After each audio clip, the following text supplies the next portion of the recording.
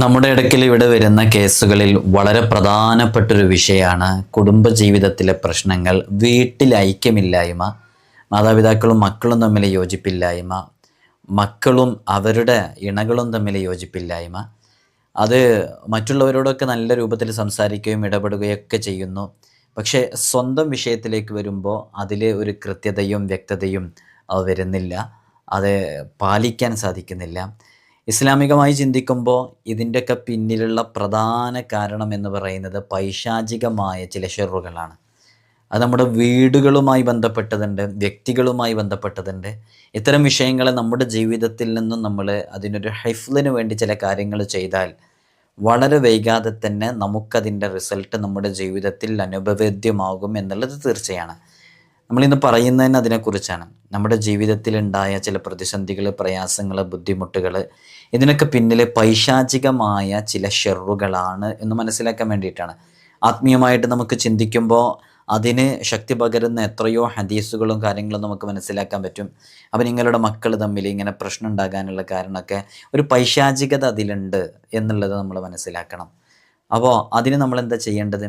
പൈശാചികതയിൽ നിന്നും രക്ഷ ലഭിക്കാൻ നമ്മൾ നമ്മുടെ ജീവിതത്തിൽ ചെയ്യേണ്ടുന്ന എല്ലാ കാര്യങ്ങളും ചെയ്യണം. വിശുദ്ധ ഖുർആനുമായി ബന്ധപ്പെട്ടതൊക്കെ ഇൻഷാ അല്ലാഹ് അത്തരം വിഷയങ്ങളാണ് ഇന്ന് സൂചിപ്പിക്കുന്നത്. വളരെ കൃത്യതയോടെ ശ്രദ്ധാപൂർവ്വം നിങ്ങളത് മനസ്സിലാക്കണം.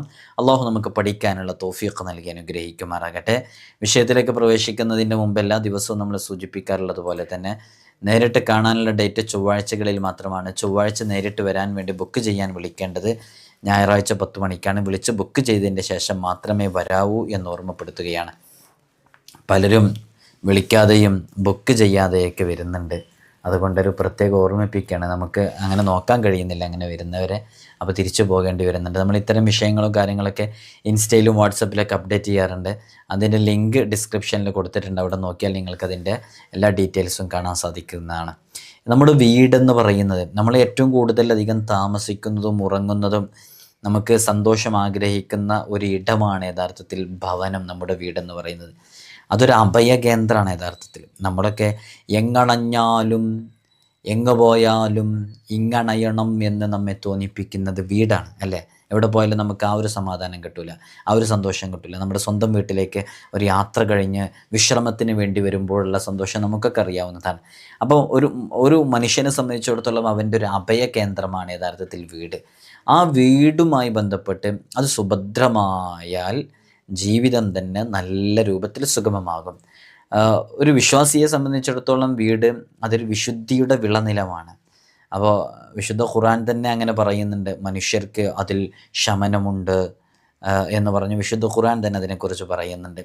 അപ്പോൾ വീടുമായി ബന്ധപ്പെട്ട് നമ്മൾ മനസ്സിലാക്കേണ്ടത്, വീട് എപ്പോഴും ഖുർആൻ പാരായണം കാരണം വീട്ടിൽ താമസിക്കുന്നവർ അവർക്ക് നല്ല വിശാലത ലഭിക്കും. മലക്കുകൾ അവരുടെ ഹാദിറാകും. അതേപോലെ തന്നെ പിശാചുക്കൾ അവിടെ നിന്ന് അകലുകയും ചെയ്യും.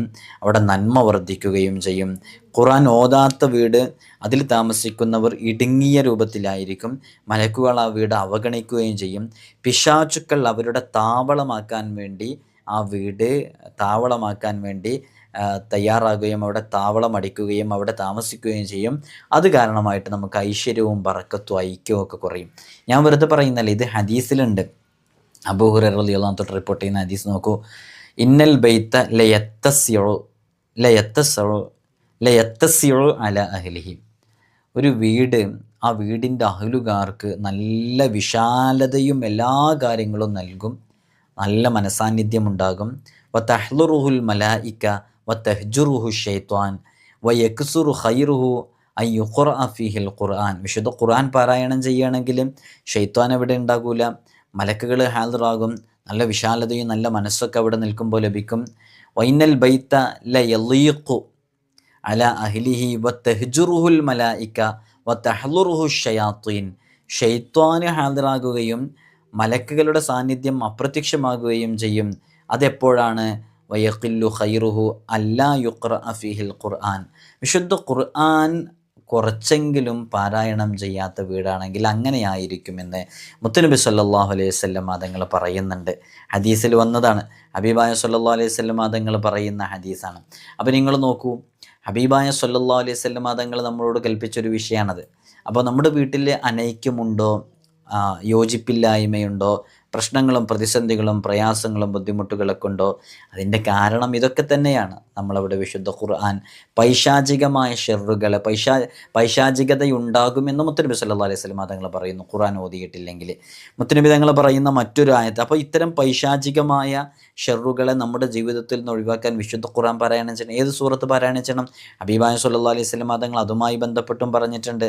ഹദീസിൽ കാണാം, അൻ അബീ ഹുറൈറത്ത് റളിയല്ലാഹു അൻഹു അന്ന റസൂലുള്ളാഹി സ്വല്ലല്ലാഹു അലൈഹി വസല്ലം ലാ തജഅലു ബുയൂതകും മഖാബിർ ഇന്ന ശൈത്വാന യൻഫിറു മിനൽ ബൈത്തില്ലദീ തുഖറഉ ഫീഹി സൂറത്തുൽ ബഖറ.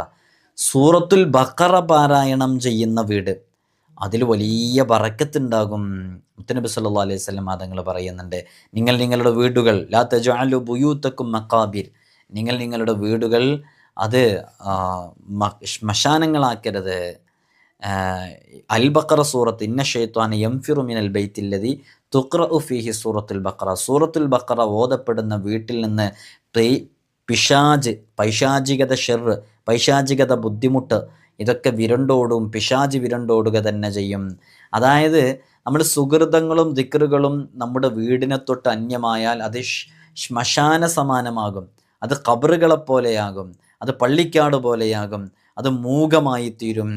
അതുകൊണ്ട് നിങ്ങൾ മരണപ്പെട്ടവർക്ക് തുല്യമായി തീരും. മരണപ്പെട്ടവരെ വീടുകളിൽ മറമാടരുത് എന്ന അർത്ഥമൊക്കെ ഇതിനുണ്ട്. ഞാൻ അതിൻ്റെ വിശാലതയിലേക്ക് പോകുന്നില്ല. അപ്പോൾ നമ്മൾ സൂറത്തുൽ ബഖറയുടെ ദൈർഘ്യം, അത് വലിയ സൂറത്താണ് നമുക്കറിയാം. സൂറത്തുൽ ബഖറ അത് ആത്മാർത്ഥമായിട്ട് പാരായണം ചെയ്യുകയാണെങ്കിൽ വലിയ ബറക്കത്ത് വീട്ടിലുണ്ടാകും. അവിടെ ഐക്യമുണ്ടാകും, അവിടെ ഷെറുണ്ടാകൂല, അവിടെ ബുദ്ധിമുട്ടുണ്ടാകൂല. മുത്തനബി സല്ലല്ലാഹു അലൈഹി വസല്ലം തങ്ങൾ പറയുന്ന ഹദീസിൽ എത്രയോ കാണാൻ ഇങ്ങനെ പറയുന്നത്.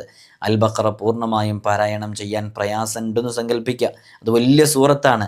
എന്നാൽ എന്താ ചെയ്യേണ്ട? അതിൻ്റെ ഒടുവിലത്തെ 2 വചനങ്ങളുണ്ട്, അത് പാരായണം ചെയ്യാൻ നമുക്കൊക്കെ അറിയാം. എന്നാൽ വീട്ടിൽ പിശാചുകൾ പ്രവേശിക്കുകയില്ല, അവരുടെ ഷെറുകൾ ഉണ്ടാകൂല. അത് അവർക്കുള്ളൊരു വേലിയാണ്, ഒരു മുൾവേലിയാണ്, ഒരു കവചമാണത്. അതിലേക്ക് പിന്നെ പൈശാചികത ഉണ്ടാകൂല. മുത്തനബി തങ്ങൾ പറഞ്ഞതാണ്, ഇന്നല്ലാഹ കതബ കിതാബൻ ഖബ്ല അൻ യഖ്ലുഖസ് സമാവാതി വൽ അർളി ബി അൽഫി ആം.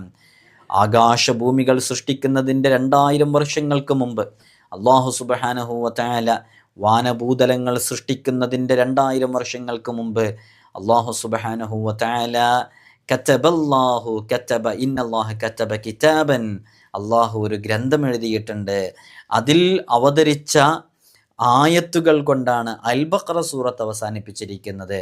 അൻസല മിൻഹു ആയത്തൈൻ ഖതമ ബിഹിമ സൂറത്തുൽ ബഖറ. സൂറത്തുൽ ബഖറ അവസാനിപ്പിച്ചത് അതിലുള്ള 2 ആയത്തുകളെ കൊണ്ടാണ്. ആ 2 ആയത്തുകൾ ആരാണോ ആരാണോ പാരായണം ചെയ്യുന്നത്, ആ വീട്ടിൽ ഷൈത്താൻ അടുക്കുകയില്ല. വലാ യുഖ്റആനി ഫീ ദാരിൻ സലാസ ലയാലിൻ ഫയഖ്റബുഹാ ഷൈത്വാൻ. ഷൈത്വാൻ ആ വീട്ടിലേക്ക് പ്രവേശിക്കുകയില്ല. പിശാജിൻ്റെ പൈശാചികതയുടെ കടന്നുകയറ്റത്തിനെക്കുറിച്ച് നമുക്ക് വലിയ കാവല് ലഭിക്കുമെന്നുള്ളതാണ്. അപ്പോൾ സൂറത്തുൽ ബഖറ വീടുമായി ബന്ധപ്പെട്ട വിഷയങ്ങൾക്ക് വലിയ പരിഹാരമാണ്, നല്ല റാഹത്താണ്. അപ്പോൾ നമ്മുടെ വീട്ടിൽ നല്ല റാഹത്തും സന്തോഷവും സമാധാനവും ഉണ്ടാകും. സൂറത്തുൽ ബഖറക്ക് അങ്ങനെ ഒരു മഹത്തുണ്ട്. മുത്തുനബി തങ്ങൾ അവിടുത്തെ നുബൂവത്തിൻ്റെ നാക്കുകൊണ്ട്, വഹയിൻ്റെ നാക്കുകൊണ്ട് പറഞ്ഞതാണല്ലേ. അതുകൊണ്ട് തന്നെ നല്ല ഫലം ലഭിക്കും. ചെയ്തു നോക്കാം. അൽ ബഖറയുടെ 255 ആയത്ത് നമുക്കറിയാം. അതാണ് ആയത്തുൽ കുർസി. ആയത്തുകളുടെ നേതാവാണത്. പിശാചിന് അലോസരമുണ്ടാക്കുന്ന ഇതുപോലെ മറ്റൊരായത്തും വിശുദ്ധ ഖുർആനിൽ ഇല്ല തന്നെ. നമ്മളെപ്പോഴും ഓതുന്ന ആയത്ത് ആയതുകൊണ്ട് വില കുറച്ച് കാണരുത്. വലിയ സവിശേഷതയുള്ള ആയത്താണ്. ഷൈത്വാനിന്, പിശാചിന്, ദുഷ്ടശക്തികൾക്ക് ഇത്രമേൽ വെറുപ്പുള്ള അലോസരമുണ്ടാക്കുന്ന മറ്റൊരായത്തില്ല. ഇതോതുന്നവരെ ഉറക്കത്തിൽ പോലും പിശാച് ഉപദ്രവിക്കുകയില്ല. ഇക്കാര്യം ഇബ്ലീസു തന്നെ അബൂ ഹുറൈറ റളിയല്ലാഹു അൻഹുവിനോടും അബൂ അയ്യൂബിൽ അൻസാരി റളിയല്ലാഹു അൻഹുവിനോടും പറഞ്ഞ സംഭവങ്ങൾ നമുക്കൊക്കെ അറിയാവുന്നതാണ്. ഞാൻ മുമ്പത്തെ വീഡിയോയിൽ അത് പ്രതിപാദിക്കുകയും ചെയ്തിട്ടുണ്ട്. അപ്പോൾ ചുരുക്കത്തിൽ അൽ ബഖറ സൂറത്ത് വീടിൻ്റെ ഐശ്വര്യമാണ്. യഥാർത്ഥത്തിൽ അത് കൈവിട്ടാൽ മഹാനഷ്ടമായിരിക്കും വീടിന്. അതുകൊണ്ട് അത് വളരെ പ്രാധാന്യത്തോടു കൂടെ നിങ്ങൾ മനസ്സിലാക്കുക. മൻ ഖറഅ 4 ആയാത്തി മിൻ അവ്വലി സൂറത്തിൽ ബഖറ. സൂറത്ത് ഇനിയിപ്പോൾ എല്ലാം ഓതാൻ കഴിയുന്നില്ല, ബഖറ മുഴുവനായിട്ട് ഓതാൻ കഴിയുന്നില്ല. ഇതിപ്പോൾ നമ്മൾ പറയുമ്പോൾ തന്നെ കുറേ ആളുകൾ പറയും ഞങ്ങൾ എല്ലാ ദിവസവും സൂറത്തുൽ ബഖറ മുഴുവനായിട്ട് ഓതുന്നവരുണ്ട്, മുമ്പാരൊക്കെയോ അത് പറഞ്ഞറിയിച്ചിരുന്നു. നിങ്ങൾ നോക്കുക, അങ്ങനെ മുഴുവനായിട്ട് ഓതാൻ കഴിയുന്നില്ലെങ്കിൽ അൽ ബഖറ ഓതാതിരിക്കുന്നത് മഹാനഷ്ടമാണ്, വൻ നഷ്ടമാണ് എന്ന് പറഞ്ഞ നമ്മൾ മനസ്സിലാക്കാൻ വേണ്ടി ഒരു ഹദീസും കൂടെ പറയാം. മൻ ഖറഅ അർബഅ ആയാത്തിൻ മിൻ അവ്വലി സൂറത്തുൽ ബഖറ, സൂറത്തുൽ ബഖറയുടെ ആദ്യ ഭാഗത്തിൽ നിന്നുള്ള 4 ആയത്തുകൾ ആരെങ്കിലും പാരായണം ചെയ്യുക. ആയത്തുൽ കുർസിയും പാരായണം ചെയ്യുക. ആയത്താനി ബഅദ ആയത്തുൽ കുർസി, ആയത്തുൽ കുർസിന് ശേഷമുള്ള 2 ആയത്തുകൾ. സലാസ ആയാത്തിൻ മിൻ ആഖിരി സൂറത്തുൽ ബഖറ, സൂറത്തുൽ ബഖറയുടെ അവസാനത്തിലുള്ള 3 ആയത്തുകൾ. ഇങ്ങനെ ഇതൊക്കെ ഓതിക്കഴിഞ്ഞാൽ ലം യഖ്റബുഹു വലാ അഹ്ലുഹു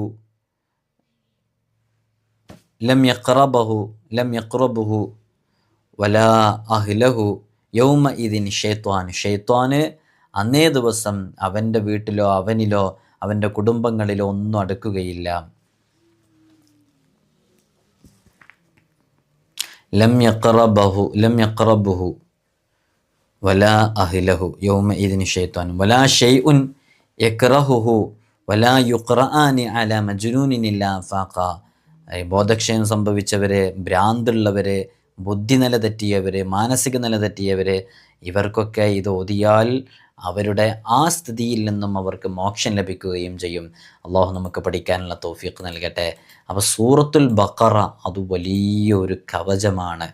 പിശാചിന് ഇത്രമേൽ ഇഷ്ടമില്ലാത്ത, അലോസരപ്പെടുത്തുന്ന മറ്റൊരു വിഷയവും ഇല്ല തന്നെ. അത് മുറുകെ പിടിക്കുക വലിയ സമാധാനത്തിന്.